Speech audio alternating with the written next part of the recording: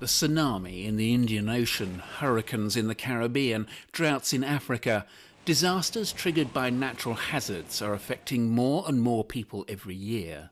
And the future is far from being brighter.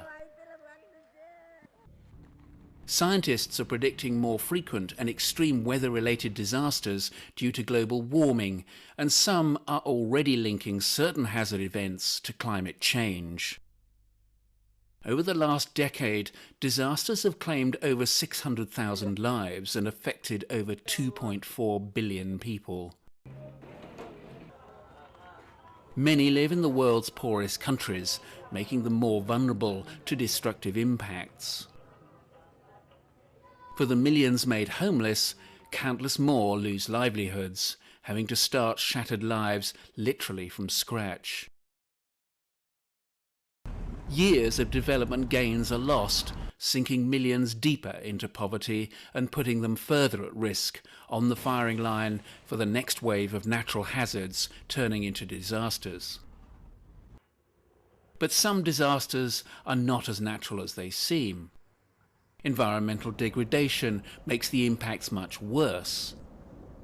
The loss of forest cover on hillsides, for example, means heavy rainfall often creates deadly mudslides, engulfing entire towns and villages and even destroying all trace of them. Rapid urbanization and the lack of urban planning are increasing the vulnerability of the poor people who are forced to live in areas at risk. As unsustainable development behaviours continue to increase people's vulnerabilities, the UN, the World Bank and the Red Cross are engaged in doing more to lessen the dangers. Better land use planning, widespread early warning systems and safer building are efficient solutions that can revert the current trend. But the critical idea is to create sufficient awareness to produce a global culture of prevention, where everybody knows how to live their lives, reducing risks and prepared for the worst. Political leaders, decision makers, as well as local communities and individuals are being urged by the UN Secretary-General Kofi Annan to make sustained coordinated investments in disaster risk reduction as part of today's International Day for Disaster Reduction.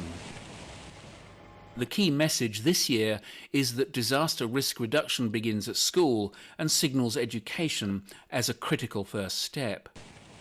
Many voices are now calling for disaster risk reduction to become a fundamental part of national school curricula and make schools strong enough to withstand any natural hazard.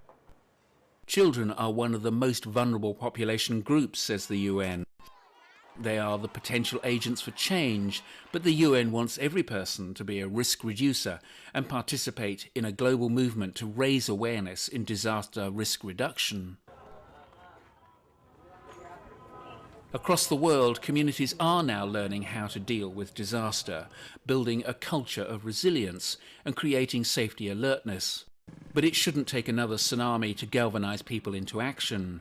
We should anyway be getting ready for the next inevitable disaster and so be saving literally millions of lives.